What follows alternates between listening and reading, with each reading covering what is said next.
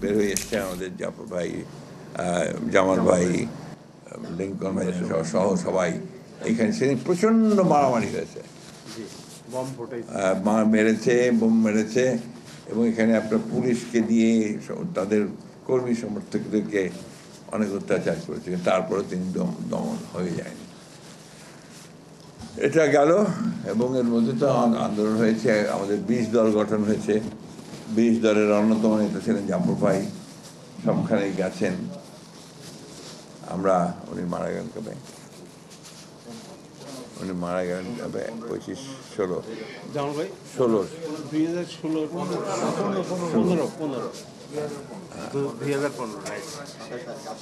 তো আজকের এই দিনে 27 তারিখ। এই জন্য বলছি কথাগুলো, জাফর ভাই অনেকেই আমরা ভুল বুঝি, ভুল বোঝাচ্ছে, কিন্তু অন্তরে অন্তরে ভেতরে ভেতরে তার পুরো কাজের মধ্যে তিনি ছিলেন বিপ্লবী, তিনি ছিলেন একজন একেবারে আপাদমস্তক একজন দেশপ্রেমিক বাংলাদেশি নাগরিক এবং গণতান্ত্রিক। আমি এখন আর বিপ্লবী বলবো না, এই জন্য যে পরে বিপ্লব তো আমরা সবাই ছেড়ে দিয়েছি। সত্য কথা, সাইফুল ভাই হাসছেন কারণ উনি এখনো আছেন, তো সেটা অনেক তর্ক বিতর্কের প্রশ্ন, আলোচনার প্রশ্ন, কিন্তু আমরা আবার একসাথে আছি এখন। আমাদের লক্ষ্য একটাই, যে বাংলাদেশে একটা গণতান্ত্রিক একটা রাষ্ট্র প্রতিষ্ঠা করা। এই কাজগুলো হয়েছে, এবং আমাদের কাজী জাফর ভাই আমাদের নেতৃত্ব দিয়েছেন। একসময় তিনি এত বেশি বিপ্লবী ছিলেন, তো তখন তাকে বলা হতো দ্য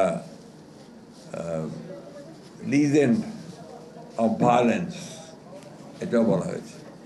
যাই হোক, আজকে যে পরিস্থিতিতে, যে প্রেক্ষাপটে আমরা এখানে সভাটা করছি, আমাদের বাবুল ভাই করছেন, এটা অত্যন্ত একটা উল্লেখযোগ্য এবং আমরা অত্যন্ত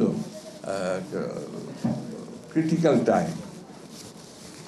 আমরা একটা ভয়াবহ ফ্যাসিবাদ থেকে, একটা অভ্যুত্থানের মধ্য থেকে মুক্ত হয়ে গণতন্ত্রের যে ট্রানজিশন, সেই ট্রানজিশনে যাওয়ার জন্য কাজ করছি। অনেক কাজ ইতিমধ্যে হয়েছে।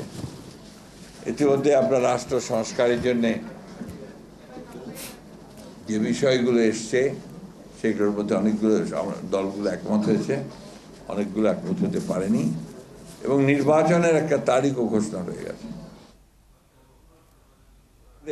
যারা একসাথে আমরা রাজনীতি করেছি, আন্দোলন করেছি আপনার এই ফ্যাসিবাদের বিরুদ্ধে, তারা আমরা 31 দফা একটা কর্মসূচি